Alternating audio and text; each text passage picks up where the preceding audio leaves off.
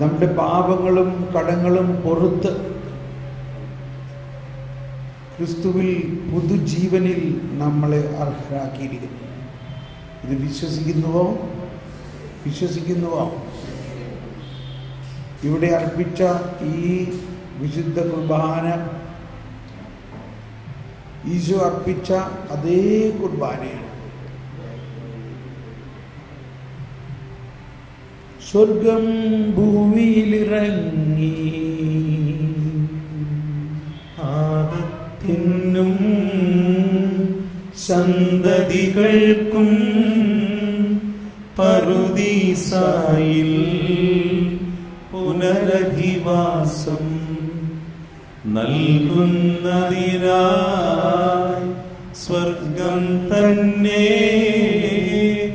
ഭൂവിലിറങ്ങി മഹിതാത്ഭുതമേ. എല്ലാ കൂദാശകളുടെയും സ്രോതസ്സാണ് വിശുദ്ധ കുർബാന. വിശുദ്ധ കുർബാനയിൽ നിന്നാണ് ഈശോയുടെ പീഡാസഹനവും മരണവും ഉയർപ്പും ആകുന്ന ആ കുർബാനയുടെ ഏറ്റവും മഹോന്നതമായ ഒരു കാര്യം. പഴയ നിയമത്തിൽ മൃഗങ്ങളെയും ആടുകളെയും കാളക്കിടാങ്ങളെയും കൊന്ന് ബലിയർപ്പിച്ചിരുന്നു. കൊന്നിട്ട് ആ ചത്ത ശരീരമാണ് അർപ്പിച്ചിരുന്നതെങ്കിൽ, ശ്രദ്ധിക്കണം, കർത്താവ് ഈശോ മിശിഹായെ സജീവ ബലിയായാണ് ഈശോ അർപ്പിച്ചത്. ഈശോ എന്താ ബലി അർപ്പിച്ചത്? ഈശോ സജീവ ബലി. ഈശോ ജീവിച്ച് എന്നാൽ മരിച്ചുകൊണ്ട് രക്തമൊഴുക്കിക്കൊണ്ട് ആ സജീവ ബലി അർപ്പിച്ച് അത് കഴിഞ്ഞപ്പോഴാണ് ഈശോ മരിച്ചത്. അങ്ങനെ ഈശോ മരിച്ചപ്പോൾ ഈശോയുടെ രക്തം മുഴുവനും വാർന്ന് ഒഴുകി കഴിഞ്ഞപ്പോഴാണ് ഈശോ മരിച്ചത്. ആ ശരീരത്തിൽ പിന്നെ ഉണ്ടായിരുന്ന തുള്ളി രക്തം ഹൃദയത്തിൽ കുത്തി അത് പുറത്തു വന്നു. അതാണ് കരുണയുടെ വലിയ രഹസ്യം. അങ്ങനെ മരിച്ച ആ ശരീരം അടക്കിയപ്പോൾ ആ ശരീരത്തിൽ രക്തമുണ്ടായിരുന്നോ? ഇല്ല. ആ ശരീരവും മുഴുവനും മുറിച്ച് ശരീരത്തിൻ്റെ മാംസമെല്ലാം ചിതറി അവൻ്റെ അസ്ഥികൾ എണ്ണാമായിരുന്നു. അവനെ കണ്ടവർ അമ്പരന്നു പോയി. അതുപോലെ വികൃതമായ ഒരവസ്ഥ.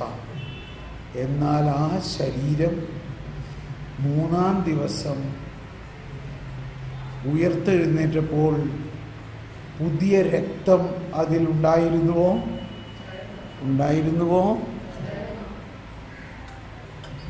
പുതിയ രക്തം, പുതിയ ശരീരം. ആ പുതിയ രക്തവും പുതിയ ശരീരവുമാണ് നമ്മൾ സ്വീകരിച്ചത്. ഞാൻ പറഞ്ഞു, ഈ കുർബാനയിൽ ഉടനീളം പറഞ്ഞത് ഇത് നിങ്ങളുടെ പാപമോചനത്തിനും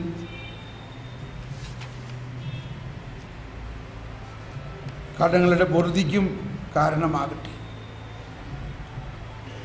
അതുകൊണ്ട് ഈ വിശുദ്ധ കുർബാന തന്നെ നമ്മുടെ പാപമോചനത്തിനായിട്ടാണെന്ന് വിശ്വസിക്കണം. എന്നാൽ നമ്മൾ സാധാരണ ചിന്തിക്കുന്നത് കുമ്പസാരിച്ച് നല്ല വിശുദ്ധിയിലാണ് നമ്മളിത് സ്വീകരിക്കേണ്ടതെന്നാണ് സാധാരണ നമ്മളെയൊക്കെ പഠിപ്പിച്ചേക്കണം, അല്ലേ? അപ്പോൾ നമ്മൾ കുമ്പസാരിക്കുമ്പോൾ പാപമോചനം കിട്ടുന്നത് ആര് വഴിയാണ് കിട്ടണേ?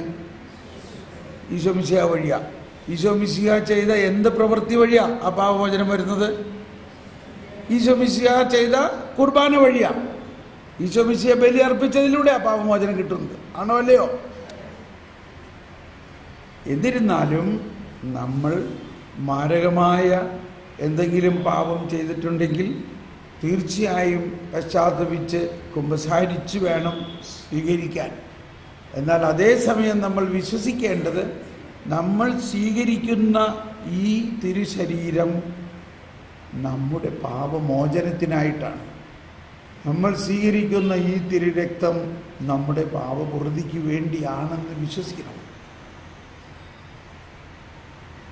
അപ്പോൾ പലപ്പോഴും പറയാറുണ്ട്, അയോഗ്യതയോടെ ഈ ശരീരവും രക്തവും സ്വീകരിക്കുന്നവർക്ക് ശിക്ഷാവിധി കാരണമാണ്. എന്താണ് അയോഗ്യത? അയോഗ്യത എന്ന് പറയുന്നത് ഈ ശരീരവും രക്തവും യേശുവാണെന്നുള്ള വിശ്വാസമില്ലാതെ സ്വീകരിക്കുന്നതാണ് അയോഗ്യത. പ്രത്യേകിച്ച് മാമോദീസ സ്വീകരിക്കാതെയും അല്ലെങ്കിൽ ആ വിശ്വാസം ഇല്ലാതെ സ്വീകരിക്കുന്നതാണ് അയോഗ്യത. മറിച്ച് ഈ ശരീരവും രക്തവും നമ്മുടെ പാപപരിഹാരത്തിനുള്ളതാണെന്ന് വിശ്വസിച്ചുകൊണ്ട് സ്വീകരിക്കണം.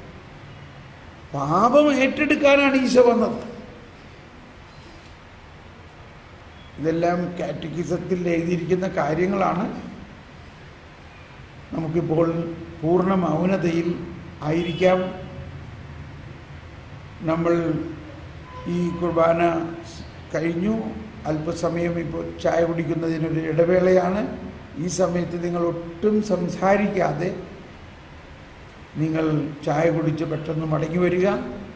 ഉടനെ തന്നെ നമ്മൾ വിശുദ്ധ കുർബാന എഴുന്നള്ളിച്ച് ആരാധിക്കുകയും ഒരു രോഗശാന്തി ശുശ്രൂഷയും അതുകൂടാതെ തന്നെ ഒരു രൂപാന്തരീകരണ ശുശ്രൂഷയും നമ്മുടെ എല്ലാ സഹനങ്ങളെയും ഈശോയ്ക്ക് സമർപ്പിച്ചുകൊണ്ട് നമ്മളുടെ ജീവിതത്തെ പൂർണ്ണമായ ഒരു രൂപാന്തരീകരണത്തിനും വേണ്ടി പ്രാർത്ഥിക്കുകയും ചെയ്യാൻ പോവുകയാണ്. അതിനുവേണ്ടി ഒരുങ്ങി നിങ്ങൾ മൗനമായി പോയി മൗനമായി ചായ കുടിച്ച് വേഗം വരിക.